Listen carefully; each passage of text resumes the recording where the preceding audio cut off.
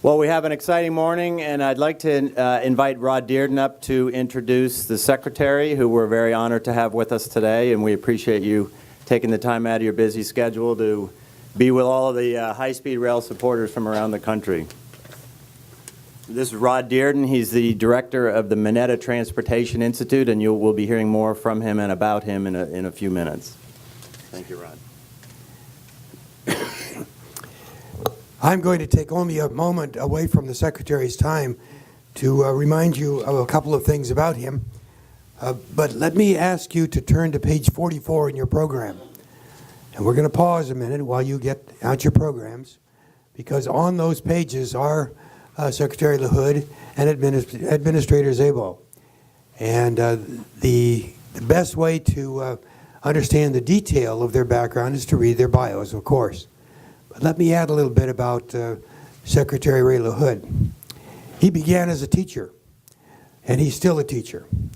And we have to learn the lessons that he's telling us about now as he has announced his retirement, much to all of our chagrin.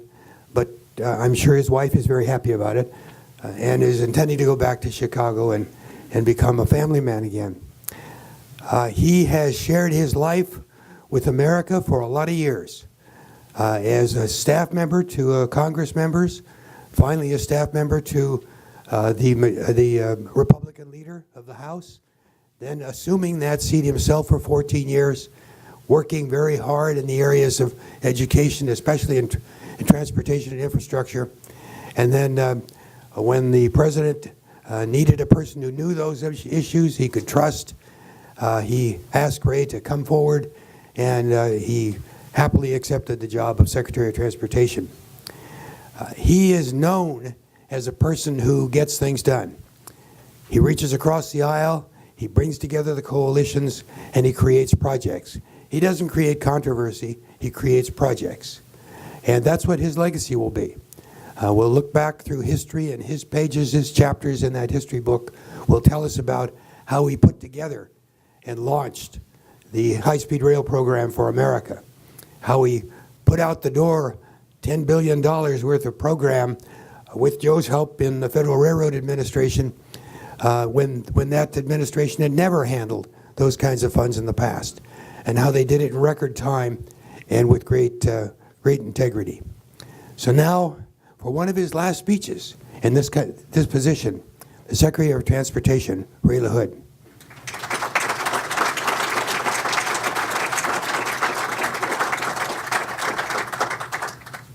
Well, good morning, everyone. Thank you to all of you rail enthusiasts for gathering here in Washington another time to talk and work together and figure out how we continue to move forward. This has been an extraordinary 4 years for high-speed rail. We've come a long way. You all have been so helpful in helping us to make this very short journey, but make an awful lot of progress. And I want to recount where we were at 4 years ago and where I think you all can be helpful in the future. When the Economic Recovery Plan was passed by Congress within 30 days of the President being sworn in, there was $8 billion for high-speed passenger rail. That's 8 billion times more than had ever been invested by our national government in passenger rail in America, thanks to the President's vision for implementing passenger rail. During the first 2 years of our opportunity in this job, we traveled to 18 countries looking at high-speed rail. And the common thread in every country that ran through every country was the idea that unless the national government makes the investment in high-speed rail, it will not happen. And that's what happened in Europe and Asia. And that's why they have the kind of passenger rail that they have, because their governments made the commitment to make the investment. And over the last 4 years, our program has invested $12 billion. That's $12 billion from the national government in high-speed rail.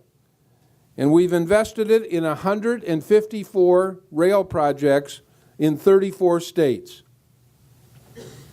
In 4 years, in a very short period of time.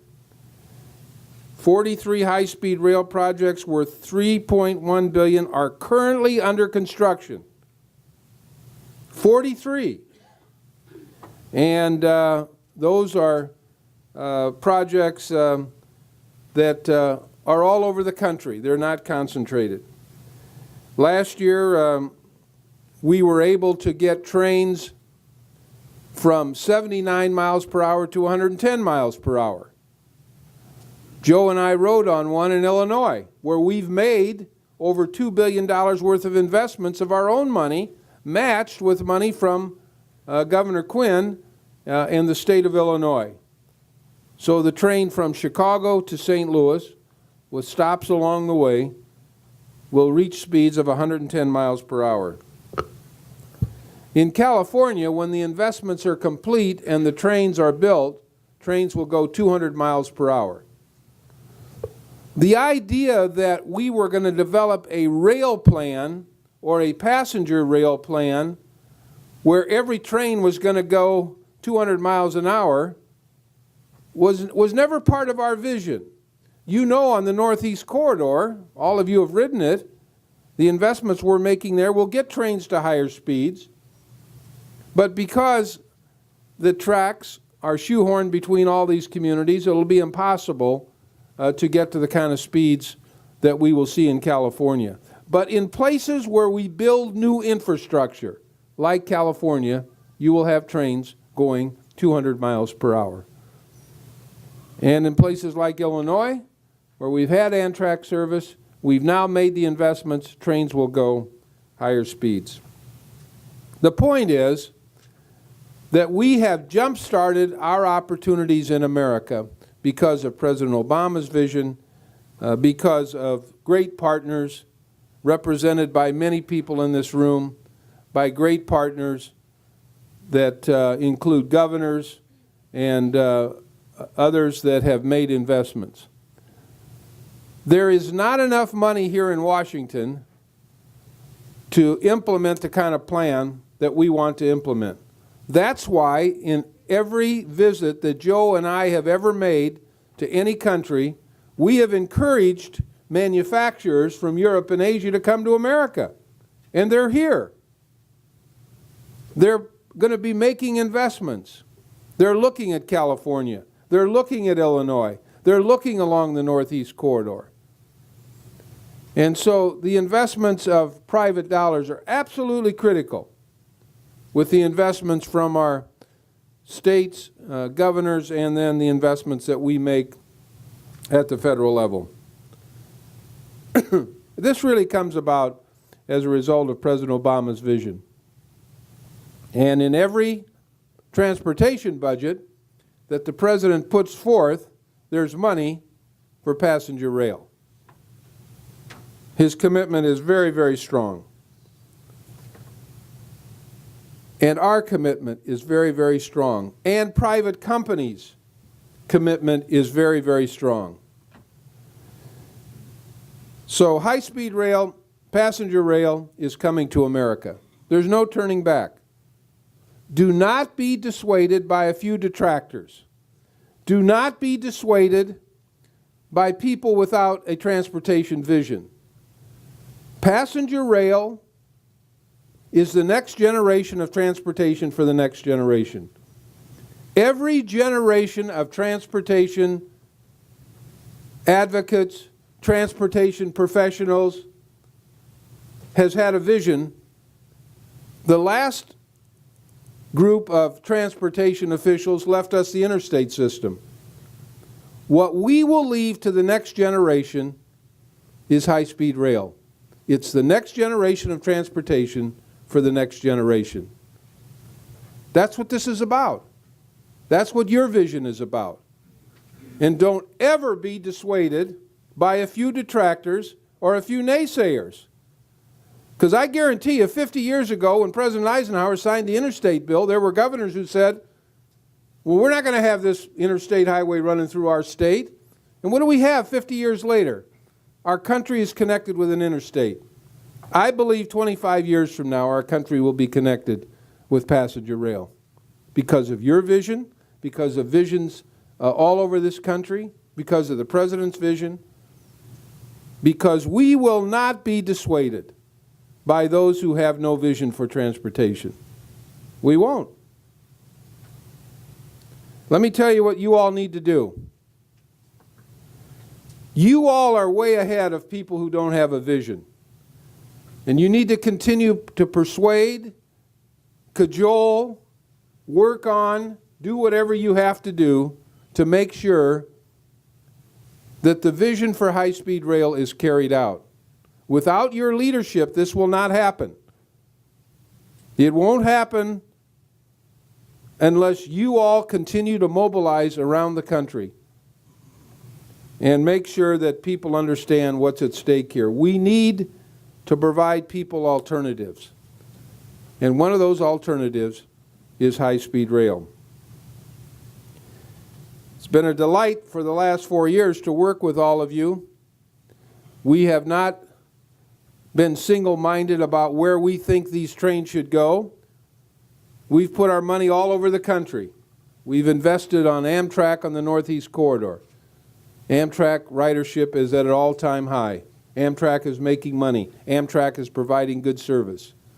And if they weren't, there wouldn't be governors all along the corridor that want to take advantage of it and enhance the service.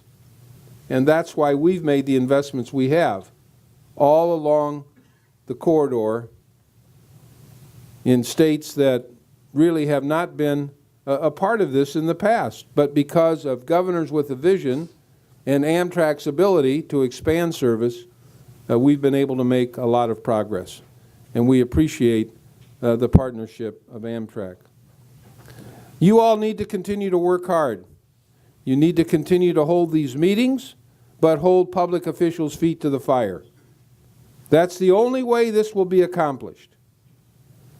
With good facts, good information, and good advocacy to make sure that we continue to make progress.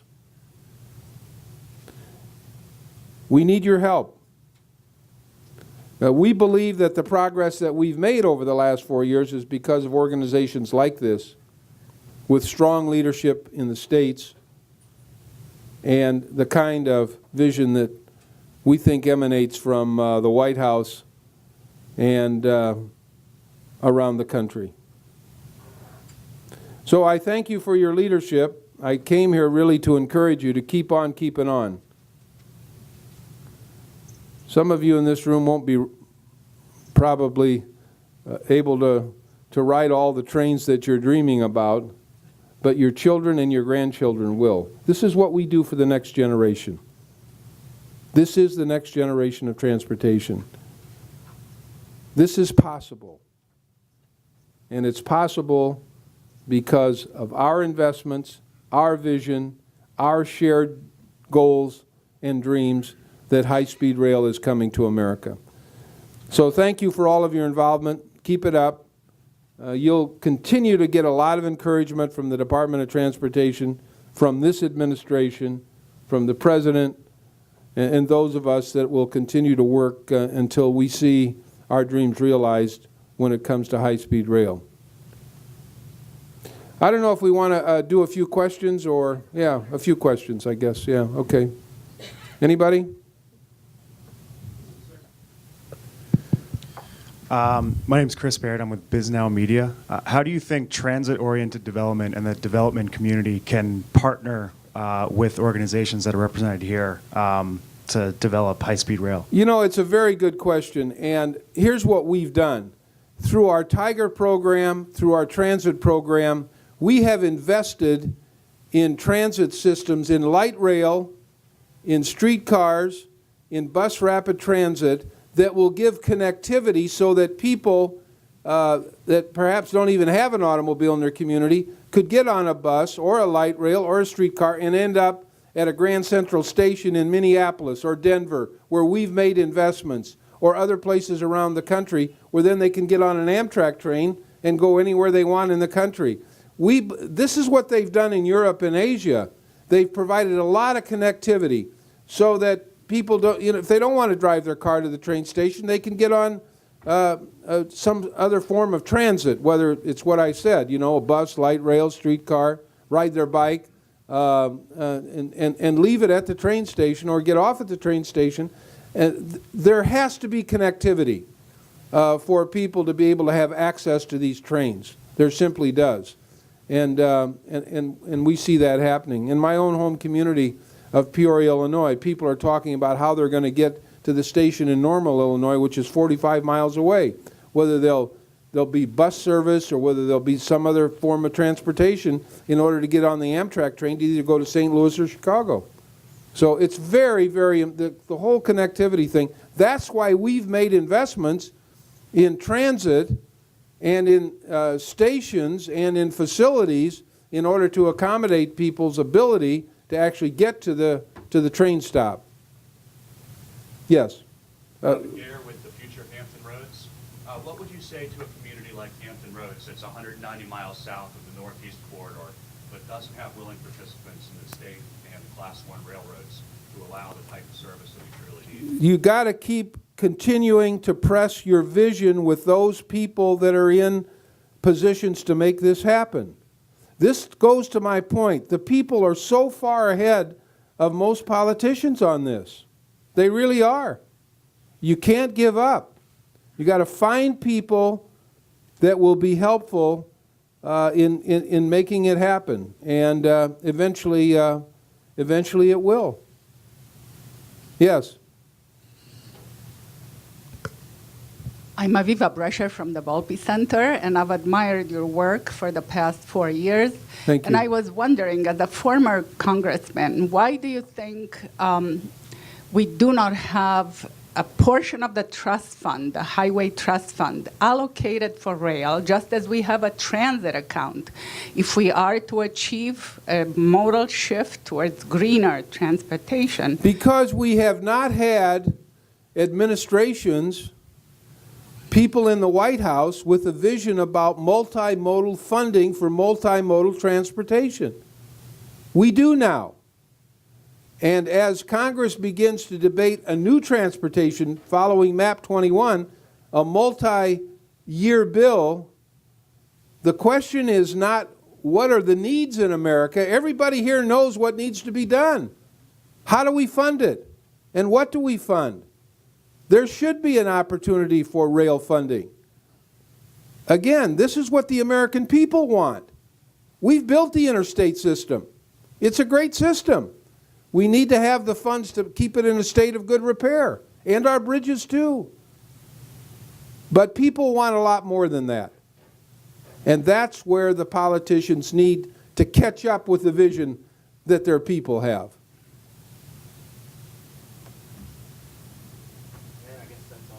That's it. Thank you. Good luck, everybody. One of the great secretaries of transportation right there. Thank you for your vision on high-speed rail and your persistence.